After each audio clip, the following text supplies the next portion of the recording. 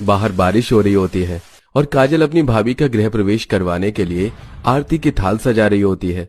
तो वहीं जब शांति चावल से भरा कलश दरवाजे पर रखती है तो सपना गाड़ी से उतरती है और उसका ड्राइवर छाता लिए उसके पीछे पीछे चल रहा होता है।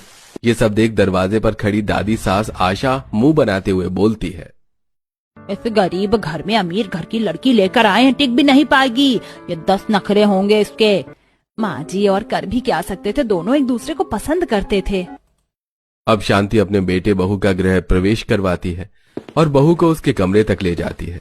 कुछ ही देर में पूरा परिवार बाहर अपने कमरे में जमीन पर बिस्तर लगाकर सो जाता है और अमित खाट पर बिस्तर लगाकर सपना से कहता है, सपना तुम इस खाट पर सो जाओ, खाट बहुत छोटी है, 2 जने नहीं सो सकते, इसलिए मैं जमीन पर सो जाऊंगा। अमित के बोलने पर सपना चुपचाप खाट पर लेट जाती है और उसे खाट पर नींद नहीं आती और उसे अपने मायके के मुलायम मखमली बिस्तर की याद आती है। तूने अपने पापा से जिद करी थी ना, देख आज वो ही तेरे लिए नया गद्दा लेकर आ गए हैं और ये बहुत मुलायम और मखमली है। इस पर सोने से तेरे शरीर में दर्द नहीं होगा, इस पर लेट कर देख। हाँ माँ, ये गद्दा परफेक्ट है, आज तो मैं आराम से सोऊंगी। अपने मायके के दिन याद करके सपना सोने की कोशिश करती है, पर आधी रात को सपना के कमरे की छत टपकने लगती है और बारिश की कुछ बूंदें उसके ऊपर आती हैं, जिस वजह से उसकी आंखें खुल जाती हैं। अमित उठो, देखो मेरे ऊपर पानी की छींटें आ रही हैं। बाहर बारिश हो रही है, शायद इसी वजह से छत में सीलन आ रही है। सपना, हमारा घर बहुत पुराना है ना, इसलिए छत टपक रही है, पर तुम मेरी तरफ अपनी खाट करके सो जाओ, इधर बारिश का पानी नहीं आएगा। सपना आराम से सो सके इसलिए अमित उसकी खाट अपने बिस्तर के पास लगा देता है। अब सपना आराम से सोती है और अगली सुबह शांति सपना के कमरे में आती है, जहां वो बैठकर मेकअप कर रही थी। बहू, हमारे घर का रिवाज है, जब तक बहू के हाथ की मेहंदी नहीं छूट जाती हम उससे घर के काम नहीं करवाते, इसलिए कल तुम अपनी पगफेरे की रस्म पूरी करके आ जाओ, फिर करना अपनी पहली रसोई। वैसे भी हमारे घर में गैस सिलेंडर नहीं है, क्या पता इन 2 दिन में मैं तुम्हारे लिए गैस सिलेंडर भी ले आऊं। पीछे से आशा आती है, बहू हमारे घर में तो ऐसी कोई रस्म नहीं रही, और रही पहली रसोई की बात तो हमारे घर में जो मिट्टी का चूल्हा है बाहर आंगन में, बहू उसी पर अपनी पहली रसोई करेगी। आशा की बातें सुनकर सपना को काफी बुरा लगता है। अगले दिन सपना अमित के साथ अपने मायके जाती है, जहां उसकी माँ अपने कमरे में बैठाकर उसके ससुराल के बारे में पूछती है। मेरी बेटी कितने नाजों से पली बढ़ी और ऐसे गरीब घर में शादी कर ली। तेरे वो गरीब ससुराल वाले तुझे परेशान तो नहीं करते? तुझे किसी चीज की कमी तो नहीं है ना? अगर है तो हमें बता। नहीं ना, वहाँ तो सब कुछ बहुत अच्छा है और वहाँ सब मुझे बहुत प्यार करते हैं। मैं अमीर घर से हूँ ना, तो सब मेरा ख्याल भी बहुत रखते हैं। आपको पता है मेरे ससुराल में सब जमीन पर सोते हैं, पर उन्होंने मेरे लिए गद्दा मंगवाया। सपना की बातें सुन उसकी माँ को काफी अच्छा लगता है, पर जब अमित ये सब देखता है तो उसे बहुत दुख होता है और वो उसको उसके कमरे में ले जाकर अकेले में सपना से कहता है, सपना, ससुराल जाते ही तुम्हें सोने के लिए खाट दिया गया, तो मखमली गद्दे पर सोने वाली लड़की सारी रात खाट पर करवटें बदलती रही, और जब तुम्हें नींद आई तो बारिश की वजह से और छत टपकने की वजह से तुम्हारी आंखें खुल गई, फिर भी तुमने घर में सबसे झूठ बोला। अब जो है जैसा है वही मेरा ससुराल है, मैं अपने ससुराल की बुराई नहीं कर सकती, और वैसे भी वहाँ सब मुझे बहुत प्यार करते हैं। और रही दादी सास की बात, तो एक दिन में उनका भी दिल मैं जीत लूंगी और उन्हें साबित करके दिखा दूंगी कि मैं उनके घर में एडजस्ट हो सकती हूँ। कुछ ही देर में सपना अपने पति के साथ पग फेरे की रस्म करके अपने ससुराल जाती है, जहां कुछ दिनों बाद उसकी पहली रसोई होती है और काजल अपनी भाभी को आंगन में ले आती है, जहां जमीन पर मिट्टी का चूल्हा बना होता है और सिर के ऊपर तिरपाल लगा होता है और खाना बनाने का सारा सामान और सूखी लकड़ियां दीवार के एक साइड लगी होती हैं। भाभी, यही आंगन में मिट्टी का चूल्हा ही हमारी रसोई है। मैं आपकी मदद नहीं कर पाऊंगी वरना दादी बहुत नाराज होंगी। अब आपको अकेले अपनी पहली रसोई करनी होगी। कोई बात नहीं काजल, मैं सब संभाल लूंगी। अब काजल वहां से चली जाती है और सपना सूखी लकड़ियां लेकर जैसे ही चूल्हा जलाने के लिए बैठती है, तेज आंधी तूफान चलने लगता है, जिस वजह से वो बार बार चूल्हा जलाती है और चूल्हा बुझ जाता है। तभी वहां शांति आती है। बहू, खुले में मिट्टी के चूल्हे पर खाना बनाने में कई परेशानियां होती हैं। तुम एक काम करो, इस कपड़े को इन डंडियों के बीच बांधो, फिर आंधी तूफान से चूल्हा नहीं बुझेगा। शांति के कहने पर सपना ऐसे ही करती है और खराब कपड़े से आसपास के हिस्से को कवर कर लेती है, जिससे आंधी तूफान की हवा कम आती है और सपना चूल्हा जलाती है। पहली बार सपना चूल्हे पर खाना बना रही होती है और आग तेज होने की वजह से जब वो सब्जी बना रही होती है तो उसके हाथ जल जाते हैं। कितना दर्द हो रहा है, क्या करूं, इस आग को कम कैसे करूं। भाभी आप ठीक तो हैं? आग तो बहुत तेज है, इसमें 2 लकड़ियां निकाल कर इन्हें पानी में डाल दो। काजल के कहने पर सपना चूल्हे से 2 जलती हुई लकड़ियां निकालकर पानी में डाल देती है और एक बार फिर खाना बनाने लगती है। उसका खाना बन जाता है और वो आसपास लगाई कपड़े हटा देती है, पर तभी हल्की हल्की बूंदें आने लगती हैं।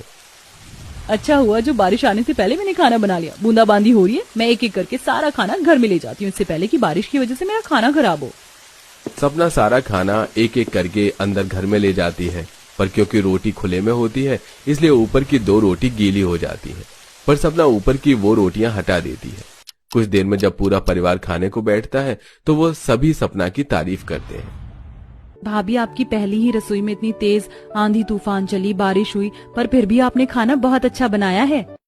माँ जी अब क्या कहती हैं आप? पहली रसोई तो 2-4 आइटम बनाकर ये खुद को साबित थोड़ी ना कर सकती है कि ये हमारे घर में एडजस्ट हो जाएगी। वो तो जब ये यहाँ रहेगी तब पता चलेगा। और रही खाने की बात, तो खाना इतना भी बुरा नहीं है।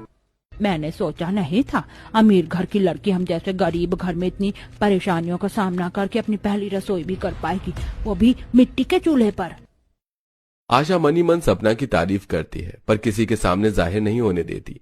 इसी तरह 2 दिन बीत जाते हैं और बेचारी सपना आंगन में मिट्टी के चूल्हे पर ही खाना बनाती है। और जब खाना बन जाता है तो शांति के साथ आशा आती है और उसे ढेर सारे कपड़े धोने के लिए देती है। खाना तो तुमने बना लिया, अब कपड़े धोकर दिखाओ, वो भी हाथों से। हमारे यहाँ वॉशिंग मशीन तो नहीं है। कोई बात नहीं दादी सासू माँ, मैं धो लूंगी।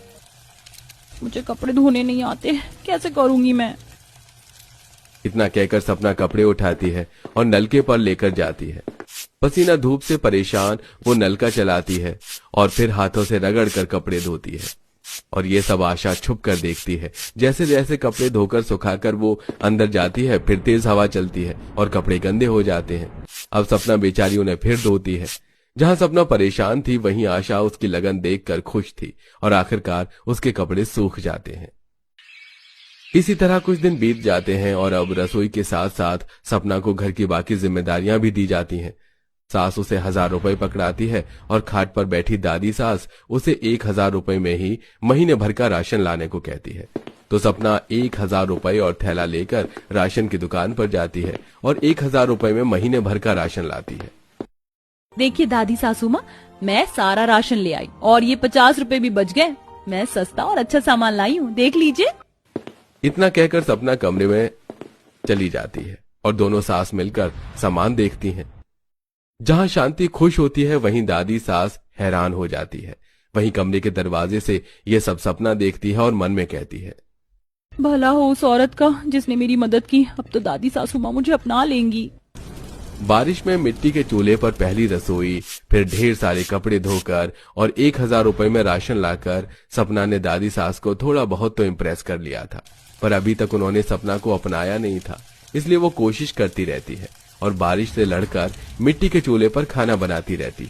पर आज जब सपना खाना बनाने के लिए जाती है तो बहुत तेज बारिश होने लगती है और बारिश से बचने के लिए सपना अमित से कुछ बड़ी पन्नी मंगवाकर तिरपाल के नीचे एक टेंट बनाती है जिससे पानी अंदर नहीं आता। कर लिया मैंने बारिश से बचकर खाना बनाने का जुगाड़। अब मैं आंगन में लगे इस टेंट में आराम से खाना बना सकती हूँ, पर सामान रखने की कोई जगह नहीं। सारा सामान जमीन पर होता है और बारिश की वजह से जमीन पर पानी जम जाता है।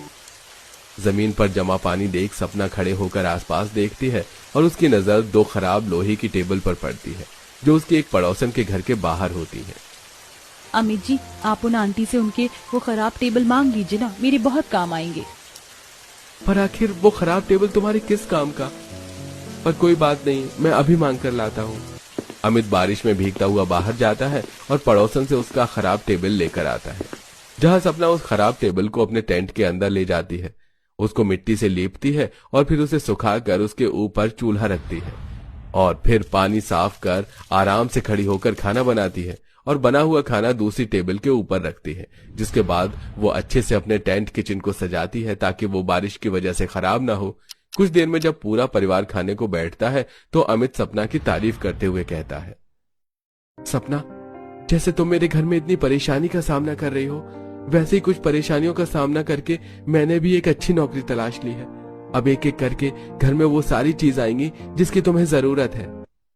तेरी बीवी ने ऐसा भी कौन सा तीर मार दिया जो तू उसकी इतनी तरफदारी कर रहा है? माँ जी, ये तो आंगन में जाने के बाद ही आपको पता चलेगा। शांति के कहने पर आशा आंगन में जाती है, जहां वो टेंट की बनी एक छोटी सी रसोई देखती है। शांति जब रसोई में जाती है तो वो देखती है कि सपना ने सब कुछ काफी अच्छे से अरेंज कर रखा है। ये देख आशा का दिल पिघल जाता है और वो सपना को गले लगाकर उससे कहती है, बहू, मैंने तुझे घर के हर काम में परखा और तूने साबित कर दिया। एक अच्छी बहू अमीर घर से आया गरीब घर से, वो घर को अच्छे से संभालना जानती है।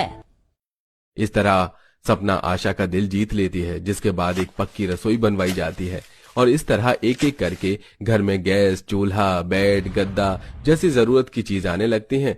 इसकी जरूरत सपना को होती है।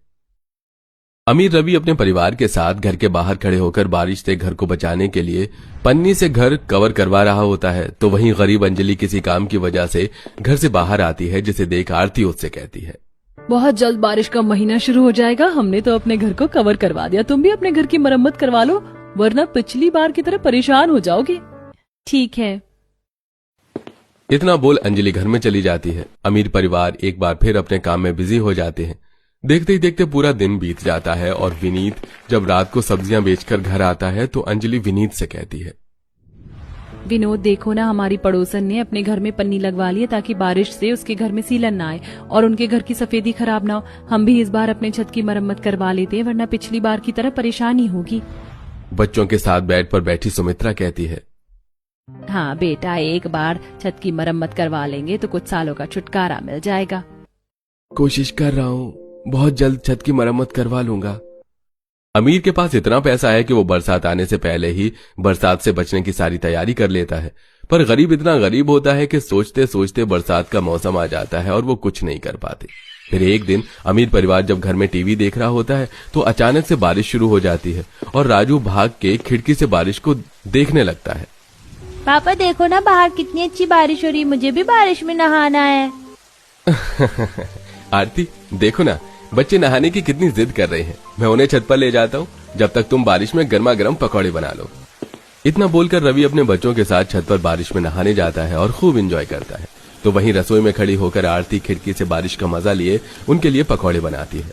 पर अचानक बारिश होने की वजह से विनीत घर के बाहर जो कि सब्जी ठीक कर रहा होता है वो अपनी सब्जियां समेटने लगता है। तो वहीं अंदर खाना बना रही अंजलि के खाने में बारिश का पानी जाता है जो कि छत से टपक रहा होता है।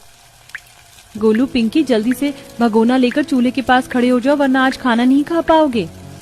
पिंकी गोलू हाथ में पतीला लिए चूल्हे पर गिर रहे पानी के नीचे लगा देते हैं।